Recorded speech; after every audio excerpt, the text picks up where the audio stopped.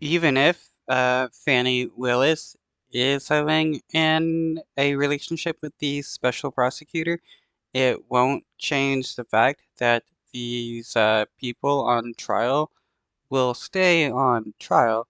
They'll have they'll have the trial changed to a different location. They won't be able to get off scot-free just because Fannie Willis may be having a relationship with the special prosecutor, which there's still no evidence of that happening.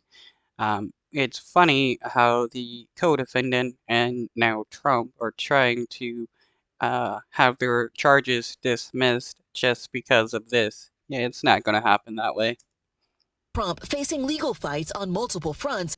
Legal experts say it's the election interference case in Georgia that could prove to be the most legally perilous. Charges brought by Fulton County District Attorney Fannie Willis, accusing Trump and 18 co-defendants of a scheme to illegally overturn his 2020 election loss in Georgia. A sprawling indictment stemming from that now infamous January 2021 phone call with Georgia's Secretary of State, Brad Raffensperger. I just want to find 11,780 votes. But now, Yeah, he called the Georgia official so that he could find him votes so that Trump could the Georgia election. That is election interference. That is not something the president has the power to request of secretaries of the state to find them votes so that they can win the election. That is clear and cut election interference, and Trump should definitely be in jail immediately for that. one of Trump's lesser-known co-defendants, Michael Roman, is making explosive allegations against Willis that could upend the case. Roman, who has pleaded not guilty to charges for his role in the so-called fake elector scheme, is accusing Willis of having a personal relationship with Nathan Wade, a special prosecutor hired by her office to work this case. In a motion filed last week, Roman alleges Willis. Though it's honestly no surprise that somebody who is facing these kind of charges would accuse the DA of having an improper relationship after all the other attempts of getting the charges dismissed. This is just another attempt of trying to get off scot-free on his crimes.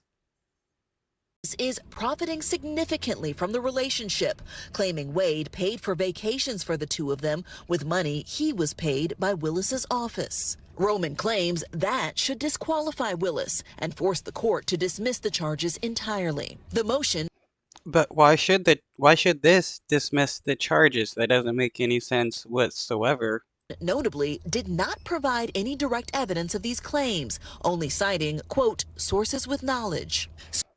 Yeah, and that's hilarious how they can't provide like actual hard proof of the relationship going on, just citing people. So far, Wade has not commented on the allegations. A spokesperson for Willis declined comment and said the DA's office will respond in a court filing.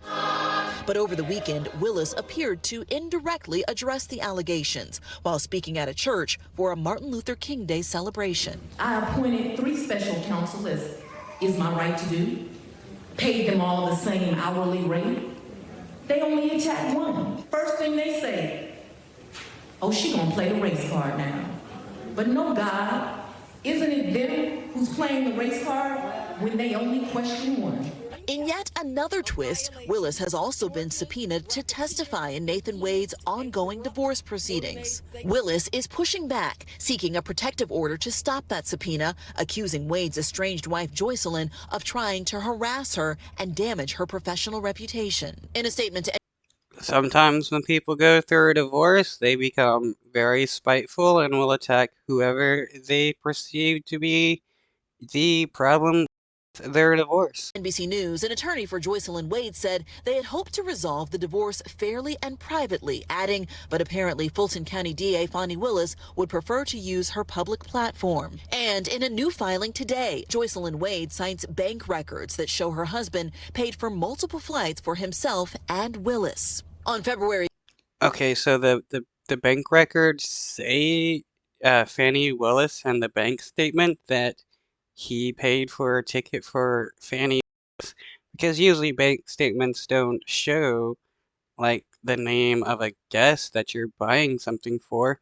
It says the name of the business, so how can the bank statements prove anything? February 15th, those initial allegations of misconduct will go before Fulton County Judge Scott McAfee in a scheduled hearing. He has given Willis until February 2nd to respond in writing to those allegations.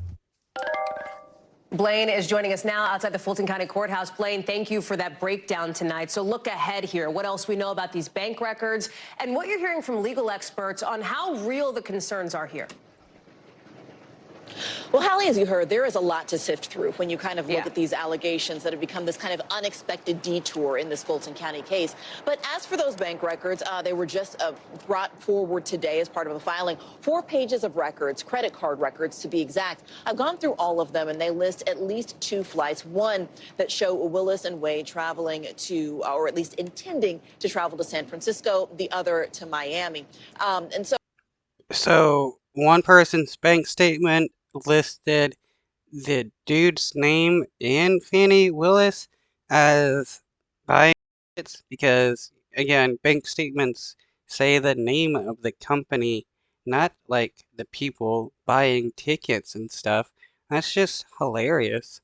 So there are a couple of charges there, but those were what Joycelyn and Wade's attorneys were pointing to as saying that's evidence that they were, in fact, traveling together. Now, as for what this could mean for the overarching election interference case here, it's important to point out that even if DA Fannie Willis is disqualified, of course, if she's disqualified, her office is disqualified, but that does not automatically mean these charges go away. It simply means that it shifts over to a different DA, a different jurisdiction in a neighboring county somewhere, and they would then move forward in prosecuting the charges. So it's not certainly a Yeah.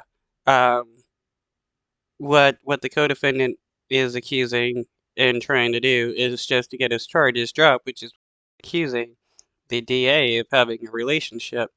It's their last-ditch effort of trying to get off scot-free, and it's not actually going to work. magic bullet. If she is, and that's a big if she is disqualified, doesn't mean the charges automatically go away. But what it does is that it certainly draws a lot of scrutiny to a case that is already getting a lot of criticism, a lot of attention, including from the former president himself. He has been talking about this, saying that this discredits the whole thing. He posted on Truth Social, his social media platform, not too long ago, calling Willis and Wade, quote unquote, The lovers knew I did nothing wrong, yet there is evidence of you on record asking the Secretary of State to find you 11,780 votes. So, yeah, no matter how much you want to lie, you committed a crime. If anybody else were to do something like that, they would be going to prison for election interference. the lovers, saying they knew that I did nothing wrong. The hoax has to be totally and completely dismissed, and the quote unquote lovebirds should face appropriate consequences. So certainly opening the entire thing up to criticism for those who were already looking not favorably upon these charges in the first place. And, Trump lies 24/7. The moment he opens his mouth, he is lying. So why should we believe him on or any of his co-defendants who attempted to